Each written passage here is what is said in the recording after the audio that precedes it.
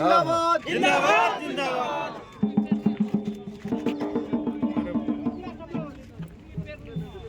किन मुद्दों को लेकर यहाँ धरना प्रदर्शन हो रहा है? देखिए, ग्रामीणों का हमें लगता है कि महीनों से आवेदन इस बिंदु पर था। यहाँ के जिला प्रशासन, माननीय उपायुक्त को भी और इस NHI के जो प्रोजेक्ट डायरेक्टर है उनके पास भी भेजा था इन लोगों ने। कि आपने देखा होगा कि यह जो 4 लेन सड़क बन रही है कई गांवों के बीचों बीच ये गई है। सुगावथान देखे, हरियारी देखे, भटोंदा देखे, कठोन देखे, और बीचों बीच जाने के कारण खास करके जो स्कूल है, अगर पश्चिमी है तो पूरब के लोग उस स्कूल से वंचित हो रहे हैं। भटोंदा में हाई स्कूल अवस्थित है पश्चिम में, पूरब के सारे बच्चे अब कैसे आएंगे इस NH4 को पार करके, इसे NH4 लेन को पार करके, ये मुश्किल है।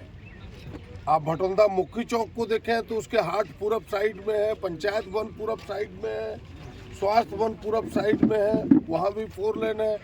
पश्चिमी के पूरे लोग भटोंदा के कैसे लोग क्रॉस करेंगे उसकी कठिनाई है। हरियारी भी यही है, सुगावथान में मॉडल कॉलेज पश्चिमी में है, कठोन आगे भी जाए आप, यहाँ की आपकी जो प्रमुख पर्यटक स्थल है जोगनी थान, वहाँ भी इन्होंने अंडरपास पुल नहीं दिया, जिस कारण से भारी कठिनाई है। और भविष्य में दुर्घटनाओं को आमंत्रण देना है इस प्रकार की सड़क, इनकी डिजाइन ही गलत है। ग्रामीणों की मांग है कि रीडिजाइन करे और हम सबको अंडरपास पुल दे, और कोई इसके काम का विरोध नहीं है। अभी प्रशासन के प्रतिनिधि वीडियो साहब यहाँ आए थे, हम लोगों ने 2 दिनों का समय दिया। मेरी उपायुक्त महोदय से भी बात हुई थी, यहाँ के SDM ने भी अभी फ़ोन किया था, उनसे भी बात हुई थी। परीक्षा ड्यूटी में, वरना वो भी आते कि भाई हम प्रोजेक्ट डायरेक्टर को बुलाते हैं, यहाँ के प्रतिनिधि इसके प्रमुख गाँवों के लोग भी रहेंगे, मुखिया भी रहेंगे, हम सब रहेंगे, और फिर से रीडिजाइन कैसे हो, ग्रामीणों की सुविधा को ध्यान में रखते हुए वो काम करें। अगर 16 तक कोई ठोस निर्णय नहीं हुआ तो हम सब गोड्डा कॉलेज से लेकर के पूरे क्षेत्र के काम को बंद करेंगे, 1 इंच काम होने नहीं देंगे। यही ग्रामीणों का आवेदन है, हम सब इसके प्रतिनिधि हैं, हम लोग जनता के साथ हैं, और जनता और प्रशासन के बीच एक ब्रिज का काम करके हम इसे समझौता कराना चाहते हैं, ताकि काम भी ना रुके, सांप भी मर जाए, लाठी भी ना टूटे। वरना जो ग्रामीणों का आक्रोश है वो आक्रोश कहीं तीव्र आंदोलन में ना बदले, इसीलिए हम लोगों ने 2 दिन का समय दिया है। हमें लगता है कि प्रशासन इसको सुलझाने का प्रयास करेगी। सर, कितने सबवे की मांग है आप लोगों की?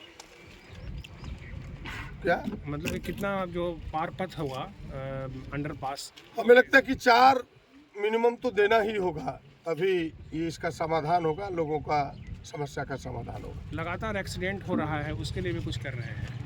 देखिए, एक्सीडेंट में हमने पहले भी कहा, आप देर से आए थे, हमने कहा कि इस तरह से एक्सीडेंट करके 8 लाख का मुआवजा दे देना बहलाने फुसलाने से नहीं होगा।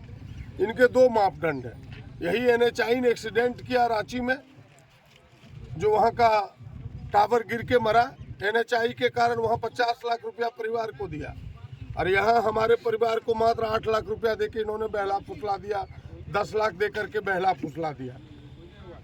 ऐसा हो संभव है कि एक परिवार का मुखिया मर जाए और 8 लाख में उसका पूरा परिवार का जीवन कट जाएगा? ये गलत है। कम से कम 50 लाख का मुआवजा उसको मिलना चाहिए था, ताकि उसके बच्चे आगे पढ़ सके, उनका परिवार आगे चल सके। वरना हमको बताए इस प्रोजेक्ट के जो मैनेजर और मालिक है कि भाई यहाँ दब जाए और गाँव का लोग उनको चंदा करके 8 लाख दे दे। ये तो नहीं है न्याय। न्याय यही है कि भाई कम से कम उनके परिवार का जीवन चल सके, उनके परिवार के बच्चे आगे पढ़ सके, इतना मुआवजा जरूर देना चाहिए। हमें लगता है कि यहाँ बेईमानी हुई है। 8 लाख नहीं, कम से कम 50 लाख रुपया उस परिवार को मिलना चाहिए था।